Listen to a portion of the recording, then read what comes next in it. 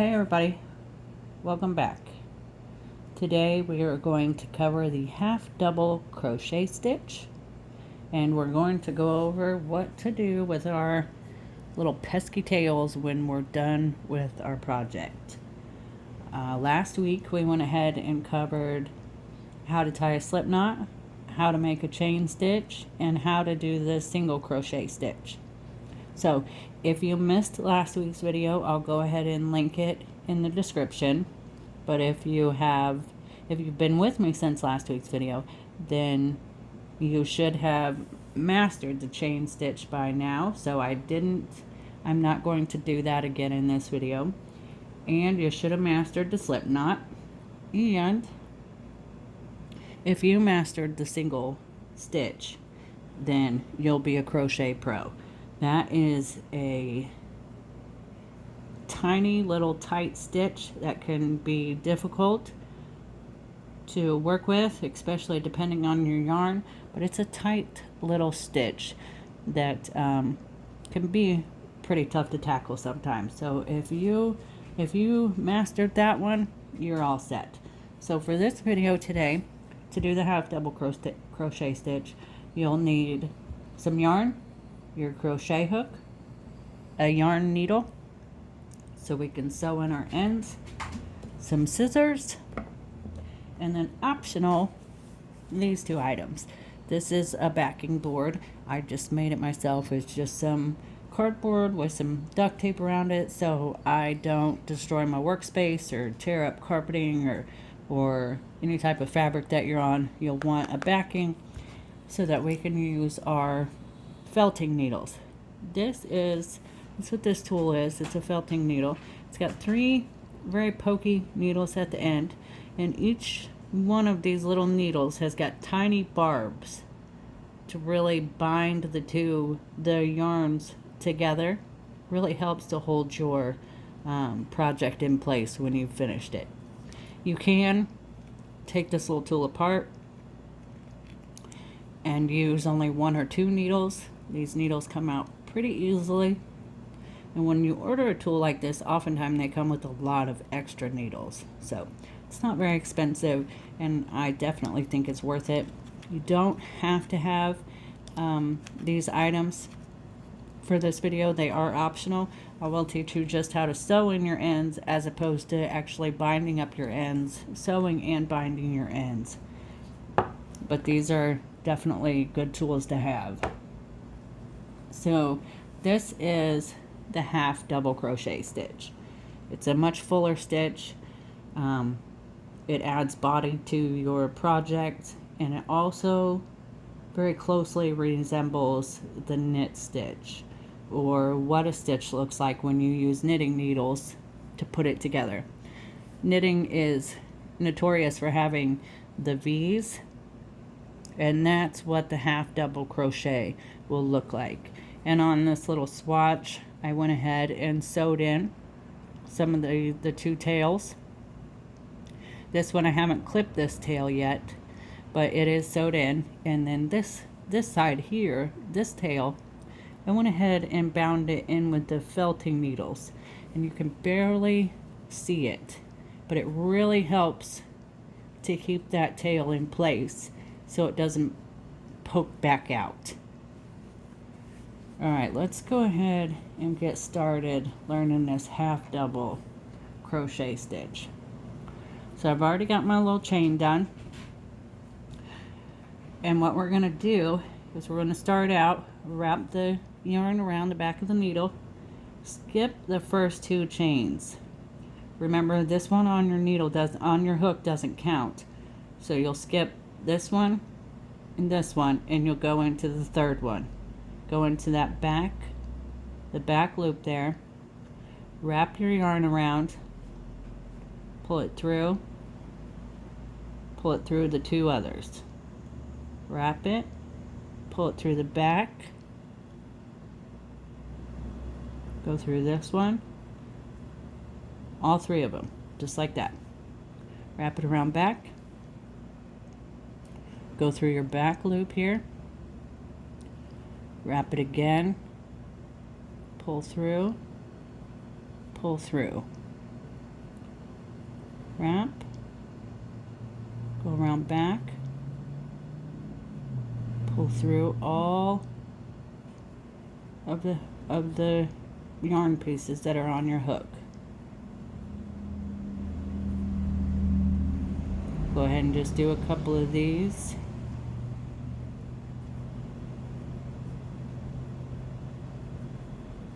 So you can see.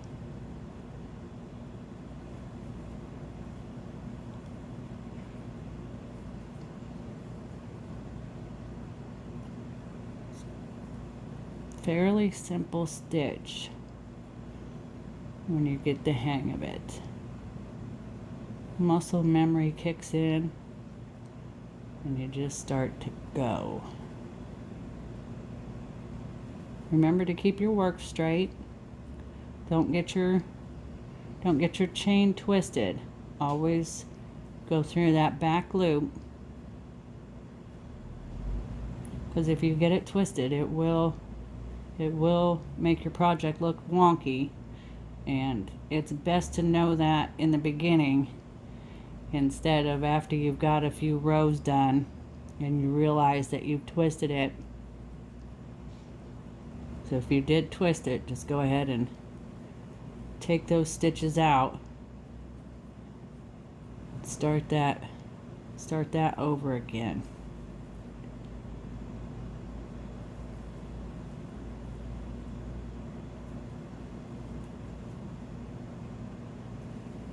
Now this is just a half double crochet. There is a full double crochet stitch that we'll go over in another video. Just through the back, wrap it around, pull it through all of the loops.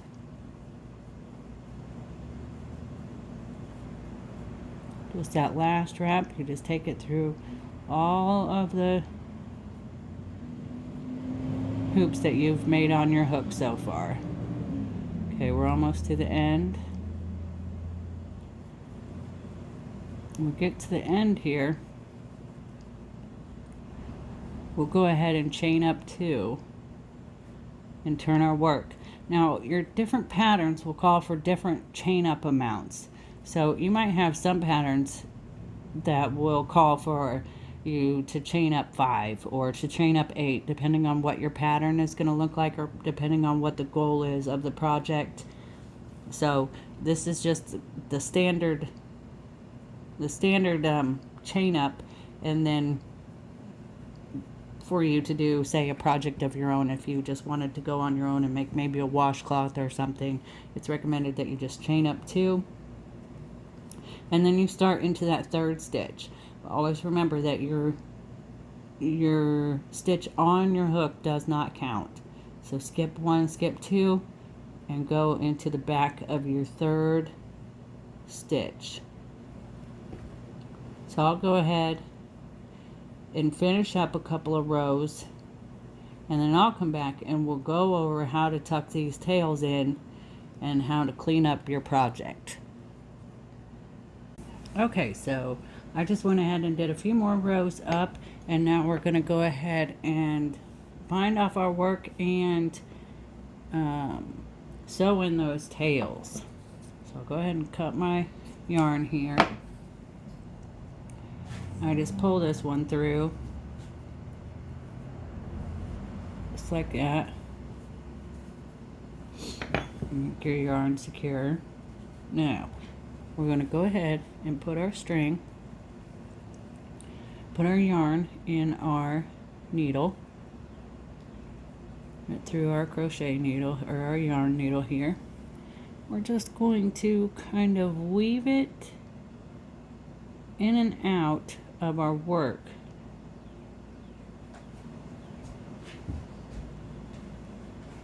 So we'll go ahead and sew it like normal. Just kind of sew it in there, pull it through, kind of hide it.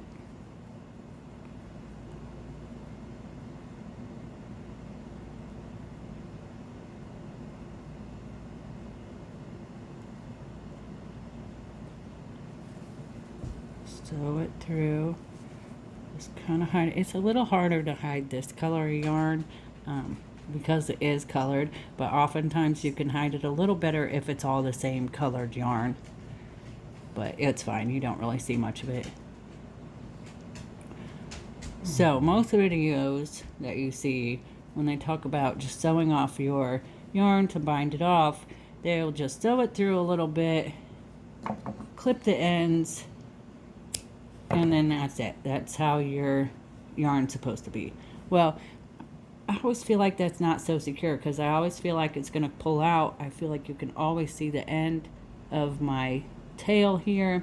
If you stretch and really pull on the yarn, I feel like it's always going to come out, and especially if you have like a thicker yarn, it always feels like it's going to come out. So what I do is I take my felting needle here, I'll get my little backer, and I just kind of bind up where that tail is there.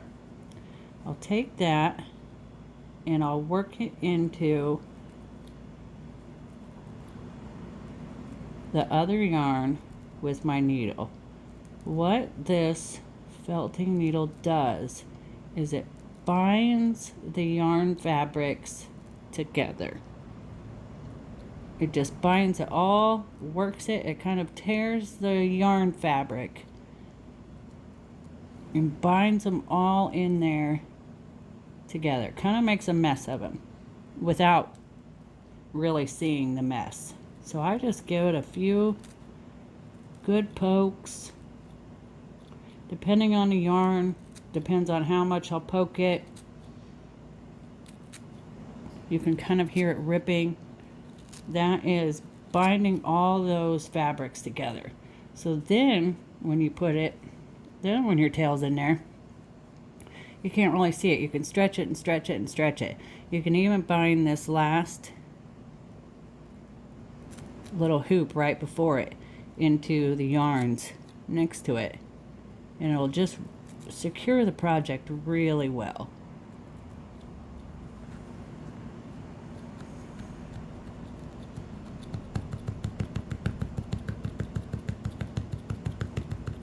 That's how I like to bind my ends. You can just sew it and leave it, and that's okay too. In fact, that's the way you'll see a lot of other videos do it. They'll just go ahead and weave it through, clip the end and leave it that way. I just prefer to have it feel like it's a little more bound to the other fabrics, just so that when you wash your fabrics or when you wash your projects, you know that the yarn is going to stay. It's not going to move. It's all bound together, and that's how I like to do it. So it's the way I do it on nearly every project now. All right, so that is the half double crochet. That's what that will look like. It's got those signature V's. You should practice these, really get the muscle memory going on these. I think that you'll like this stitch a whole lot better than the single stitch. It's a lot easier to do. It's a lot easier to work with. It's not so tight. It's not so tiny. And this stitch, you'll feel more looseness. You'll feel like you're really starting to learn to crochet. And then next video, we'll go ahead and cover the double crochet stitch. And next week we might work on a small project or go over some sort of pattern. All right, that's it for this week. Thanks for joining me.